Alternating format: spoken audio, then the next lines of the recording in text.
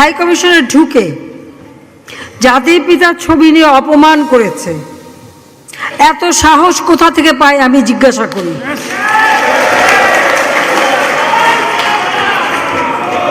আমি জানি না আমাদের হাই কমিশনে এখন কারা বসেছিল এবং তারা সেখানে কিছুই করতে পারলো না কেন, সেটাও বড় প্রশ্ন। আর আমি আমার প্রবাসী যারা বাঙালি, না আমার প্রবাসী বাঙালিদেরও আমি বলবো যে যারা এই ঘটনাগুলি ঘটিয়েছে তারা চলাফেরা করে না, তাদের দেখেন না। যে হাত দিয়ে জাতির পিতার ওই ছবি নিয়ে তারা ভেঙেছে, তাদের যা উপযুক্ত করা উচিত সেটা করতে হবে। কারণ জাতির পিতার নাম মুছে ফেলার চেষ্টা করা হয়েছিল, তো তারিখ যেহেতু দূরের কথা, ওর বাপ তো চেষ্টা করেছিল এই নাম মুছতে, ওর বাপও চেষ্টা করেছে, মাও চেষ্টা করেছে। তারা কি পেরেছে নাম মুছতে?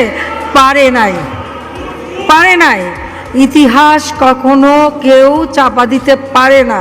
আর জাতির পিতা তার 7 মাসে ভাষণে বলে গেছে যে বাঙালিকে কেউ দাবায় রাখতে পারবে না, পারে নাই দাবায় রাখতে।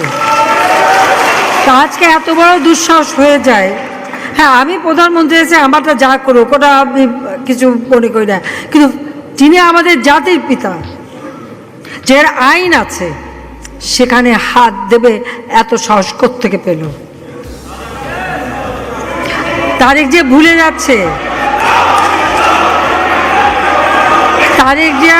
যাচ্ছে যে তার মা দুর্নীতি করে জেলে গেছে। হাই কমিশনে ঢুকে জাতির পিতার ছবি নিয়ে অপমান করেছে। এত সাহস কোথা থেকে পায় আমি জিজ্ঞাসা করি।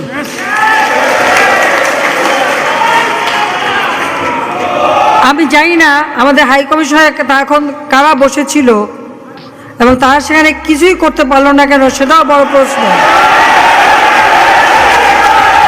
আর আমি আমার প্রবাসী যারা বাঙালি, না আমার প্রবাসী বাঙালিদেরও আমি বলবো যে যারা এই ঘটনাগুলি ঘটিয়েছে তারা চলাফেরা করে না, তাদের দেখেন না। যে হাত দিয়ে জাতির পিতার ওই ছবি নিয়ে তারা ভেঙেছে, তাদের যা উপযুক্ত করা উচিত সেটা করতে হবে।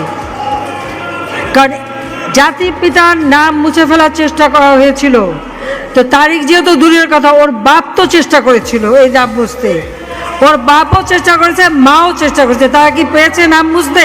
পারে নাই।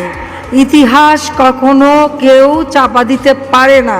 আর জাতির পিতা তার 7 মাসে ভাষণে বলে গেছে যে বাঙালিকে কেউ দাবায় রাখতে পারবে না, পারে নাই দাবায় রাখতে। তা আজকে এত বড় দুঃসাহস হয়ে যায়। হ্যাঁ, আমি প্রধানমন্ত্রী এসে আমারটা যা করুক ওটা আমি কিছু মনে করি না, কিন্তু তিনি আমাদের জাতির পিতা, যে আইন আছে সেখানে হাত দেবে এত সাহস কোত্থেকে পেল? তারিখ যে ভুলে যাচ্ছে